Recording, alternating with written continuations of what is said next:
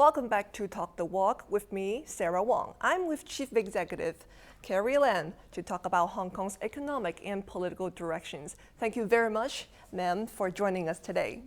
Now, you prided yourself as the first chief executive to voluntarily include Shenzhen in your policy address for the Northern Metropolis. But you also need the land occupied by rural townships and villages in the new territories to make that happen. Do you have the explicit and full support of the rural authority there? Well, the Heung Yi-guk has already indicated strong support for the Northern Metropolis, especially for one of the initiatives to unlock the land owned by what they call the Zhou and Tong, which is a form of trustees of all the descendants of a particular surname or a family tree. Yeah. And so they are welcoming the Northern Metropolis. They are welcoming this additional rail projects which will make the northern part of the new territories far more connected. And naturally, the Heung Yi-guk and the rural people are always very patriotic and support integration with the mainland. And they all have a lot of connections on the other side of the Shenzhen River. So far, the response has been extremely positive. Now, when we talk about the Northern Metropolis, I understand the long-term vision, but for a lot of people, housing for them is a short-term emergency. For example, of middle-class citizens, they kind of feel left out. They can't afford commercial flats. They're not eligible for public housing. Is the government at its wit's end in addressing the affordability of that group of people? We have already addressed that, Sarah. In this term of government, I made it very clear that my housing policy philosophy is housing is not a simple commodity. Housing is very essential for people to have this sense of identity with the city and a sense of belonging. And it's also very important for raising a young family. That's why several important measures have already been introduced before this policy address. One is we are setting aside more land for public housing, 70%.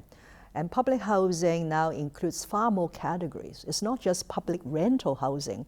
It's not just home ownership scheme. Below the home ownership scheme, we have a green form subsidized housing for those who want to switch from a rental housing to an owned flat. Above the home ownership scheme, we have the starter home, which will cater for the middle income families up to a monthly income of over $65,000. They could still buy a subsidized flat called a starter home. At the moment, we have 2 projects committed. We have 3 projects, 2 by URA, and one is through a public-private partnership in a land sale. So whatever land for housing is created out of the Northern Metropolis will share the same philosophy. We will share it according to 70% and 30%.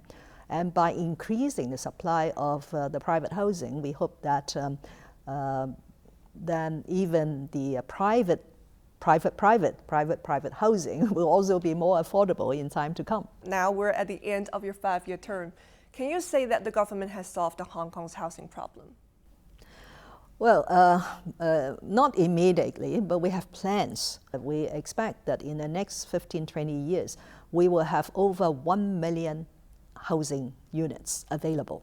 And that has not taken into account the flats that will be provided by the private sector through their own land. We all know that private developers own a lot of land, but I could not assume that they will develop their land according to my program. So based on the land which we are in control, okay, there are already 1 million flats on top of the existing 2.9 million flats. So you and I will know that Hong Kong's population could not increase by 35 to 40% within the next 15 to 20 years. So that means that we will have enough supply. Not even after we deepen integration with Shenzhen and with mainland China. That's what I'm coming to. I said that on the basis of the current situation, a very low birth rate, and yes, a lot of people coming in, but still at a control level of no more than 50,000 a year. Actually, we did not do the 50,000 in the past 2 years. That is for family reunion.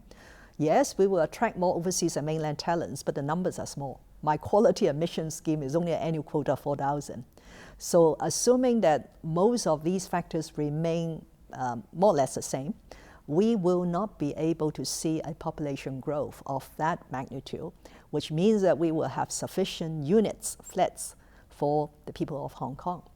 The reason why we provide even more than the population projections is to facilitate a more progressive urban regeneration.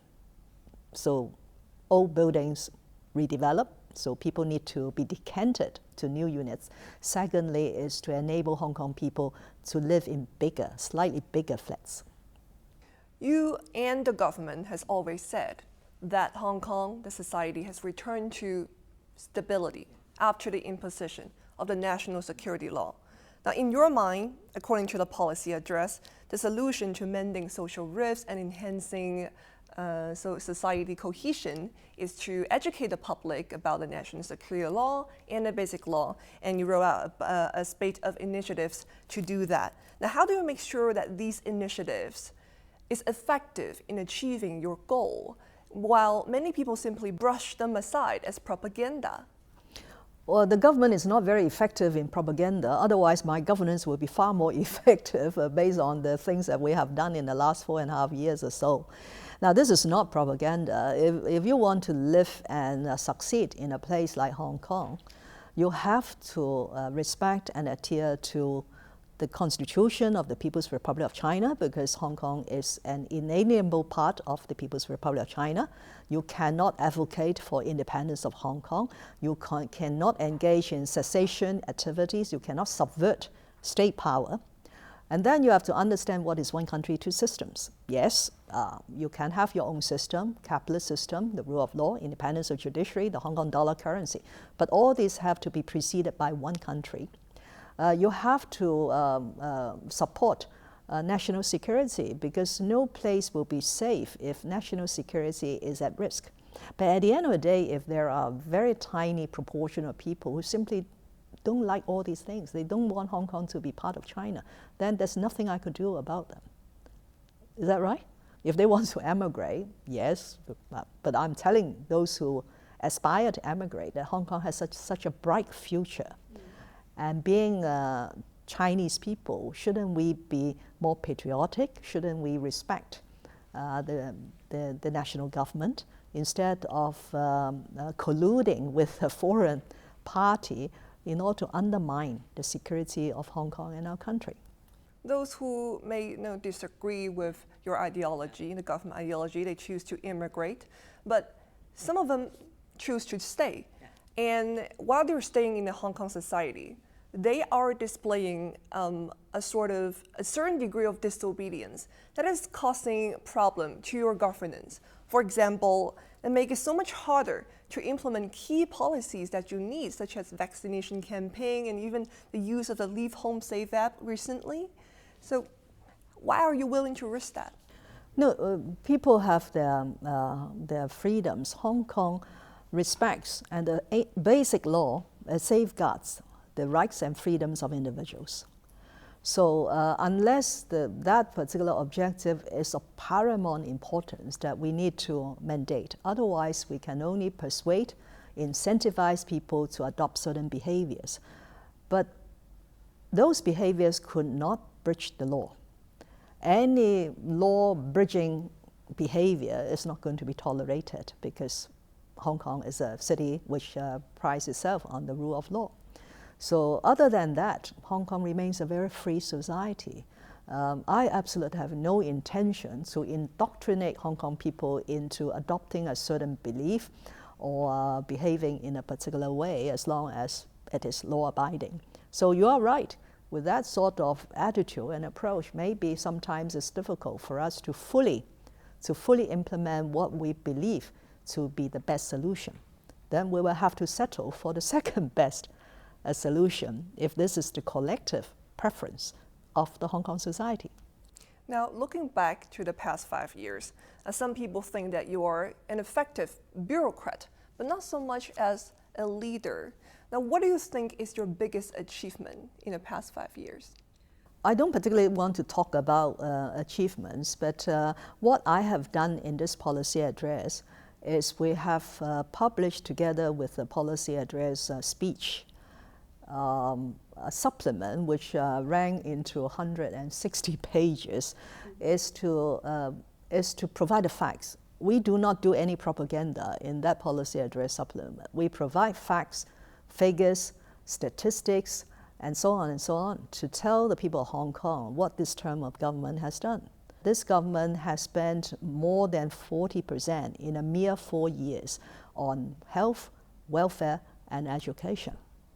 So we have introduced very important legislation which is very welcome and sought after by the people of Hong Kong. We ban e-cigarettes, we allow non-locally trained doctors to come in. We do a lot on environmental protection. We have committed to carbon neutrality as a responsible city and a global agenda. But whether they feel that, having done all these things doesn't make you, Mrs. Lam, a good leader, that's fine with me. I do things with a clear conscience. I promise people that I will do certain things and I will try to achieve those things within my ability. Now, Madam Chief Executive, I want to end our conversation by looking at the big picture, because you're Hong Kong's leader and you are steering the ship. Now, we both know that one country, two systems. It's about Hong Kong, it's about Macau, but it ultimately goes beyond them. Now, President Xi Jinping has made it very clear that he will reunify with Taiwan. Have your decisions for Hong Kong in the past 5 years, do you think, made a peaceful reunification more or less achievable? Oh, I cannot comment on that, except that Taiwan is also a part of the People's Republic of China. And in these 4 or 5 years, the bilateral relationship between Hong Kong and Taiwan has been significantly weakened and undermined by the Taiwan authorities, to the extent that we have to recall our officers from Taiwan, and you cannot blame Hong Kong for that. So I will stop here, and I will not comment on that. But of course, being a Chinese, I would love to see within my lifetime this objective of national unification. Thank you very much, Chief Executive, for sharing your words and your time with us. Talk La Walk will be back next week.